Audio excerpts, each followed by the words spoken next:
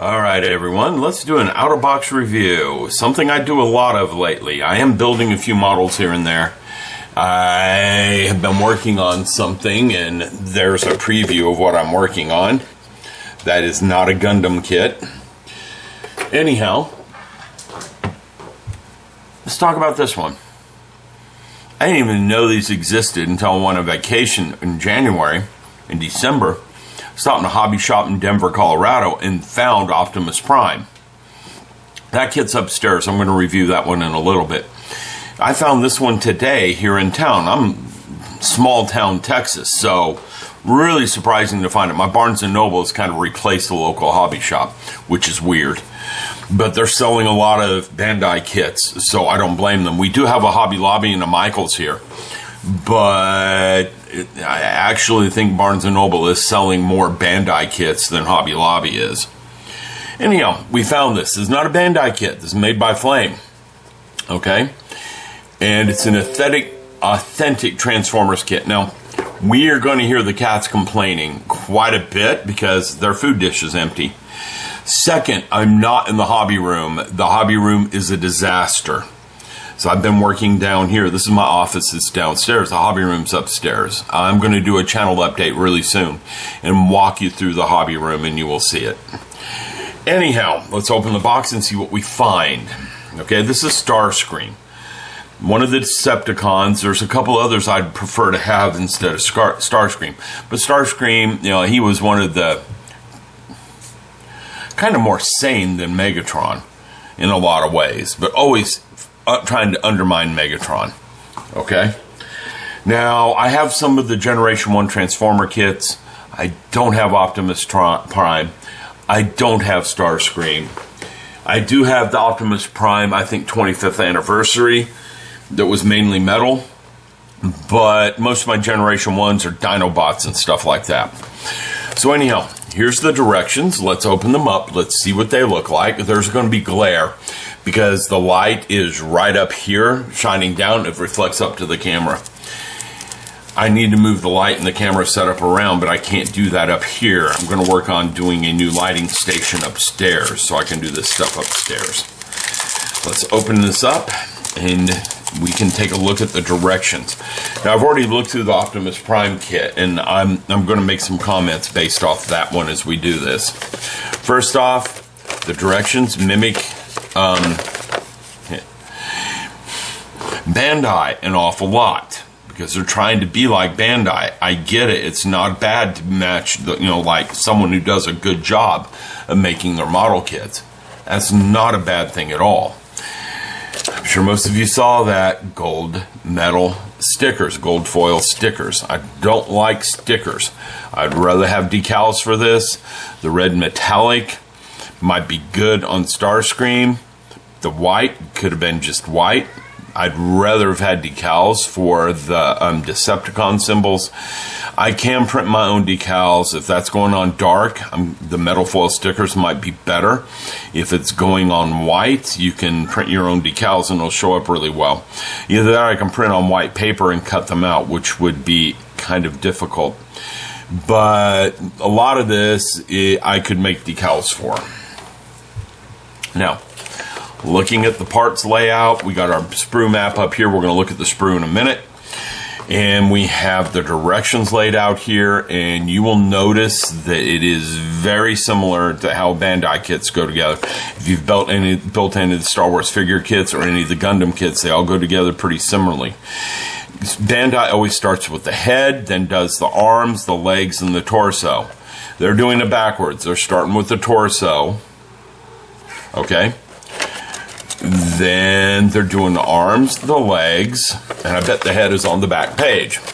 And no, you've already built the head at that point and you put him together. Okay? He does not transform, but like a Gundam kit, he is posable. Now, I haven't put any of Optimus Prime together. I haven't put any of Starscream together. Part of that reason is when you look at this plastic, it's screaming, paint me. Okay? The Optimus Prime kit is definitely screaming, paint me. It's going to be too cartoony looking, but this was a cartoon. So maybe it's okay to be cartoony looking. Alright? Another thing is, I don't really have a sticker guide on here unless I'm missing a page. No, apparently the sticker guide is as you put it. I don't see a sticker guide. Now, I could be blind and missing it, but I really don't see a sticker guide. Maybe that's on the box lid. Nope. Here's the box lid. The sides are pretty plain. Maybe it's on the other side of the box. Let's take a look. Nope. Weirdness. Maybe it's something in here I've missed. Nope. Let me look one more time, because I'm not seeing a sticker guide, you know.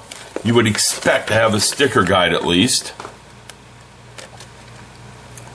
Nowhere. I mean, it shows you the stickers, but it doesn't show you where to put them. Now, most of them are going to be self-explanatory. Like, you know, those go on the wings. Those go on the wings.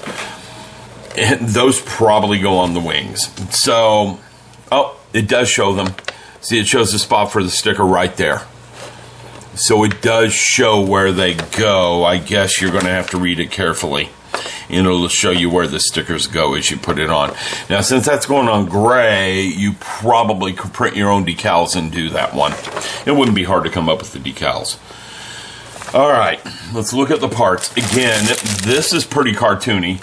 It is a cartoony thing, but if it looks like that, he's far more angry looking than the cartoon ever was. So, let me put it right side up. He's far more angry looking than the cartoon ever was. So, we start looking at the sprues. It is molded in color like a Bandai kit. And again, this is a little too cartoony. It needs to be toned down. A darker red would be better to me. The blue should be a little darker. Okay. Here we have polycaps. We have the clear plastic parts. Now, you'll notice those clear plastic parts are not very large, and you will notice that it shows them on his chest. So I get the feeling Starscream does not come out very large. Now, we have wings down here, which will help determine size a little bit. And so you look at the wings, he is a little bit larger than you think. So he is probably, I'd say, about like that tall. He's going to be a decent size. It's just these yellow parts are saying to me, no, because the yellow parts go there. Now, do they have stickers for those yellow parts? No, they do not. So maybe, let's see if we can find it. You might have to paint it yellow, but you can see the yellow canopy is in here in pieces. And there's one little red clear part. The rest of these are polycaps, and yes, that is polycap. Far too flexible. We look at the light gray part, we have the wings, we have the guns, the big guns he always has. The guns are two pieces, which brings me to what I found wrong with Optimus Prime. Now, it's not wrong if you're an experienced model builder. You're a beginning, it might be wrong. Seam lines. Not a Bandai kit. Bandai on the master grade kits and the real grade kits hides the seam lines on panel lines. So they kind of fade out as you're putting it together. Now, I found a couple that don't do that, but with a little glue it works. The high-grade kits they don't take so much care with because they crank them out pretty quickly and they're cheap and they sell a lot of them. So high-grade kits sometimes need some seam filling. Okay, this guy's going to need seam filling to look correct. There's no way around it. You're going to have a seam line down the center of that, which is okay the way it's done. Okay? But your shoulder pieces here, since they're separator defined, that's going to have a seam line, that's going to have a seam line. The guns are definitely going to have a seam line, and the only way to remove that is sanding and filling. So expect some work on this. This isn't going to be, you know, just slap it together and be done. Like some of the Bandai kits and, well, Bandai kits. All right, and here's the dark gray parts. There is no inner frame on this if you're a Gundam person. No inner frame. You're going to put it together piece by piece. This is like the older Gundam kits were, where you put them together a little bit at a time. And like the high-grade kits are. The high-grade kits don't really have frames. So there's a quick look at Starscream. I didn't know these existed. I picked him up. I need to get more time in my life so I can start doing some painting again. And I figured out the red parts are for his eyes. Okay? the model kits tend to look pretty good when they're done. I mean, these are photos of the real kit right here. It does look cartoony, and painting it and weathering it will make it look a lot better. Now, one thing about this, it does say for outside Japan, right? Ooh, it's off camera. For outside Japan right here. It does say that. All right, now let me do one of my zooms so we can look at this a little bit better and tilt it so we don't have the reflection. So everyone can see a look at the bottom of the kit. There's a sprue map. There's pictures of Starscream. All right, I hope you enjoyed the review. Subscribe if you like. If not, well, leave a comment. Just don't leave a mean one. Anything evil and vile gets deleted. Constructive criticism, however, will get left alone. So if you've got good criticism saying you're moving around too much on camera, got it. We're okay there. I'll talk to you all later.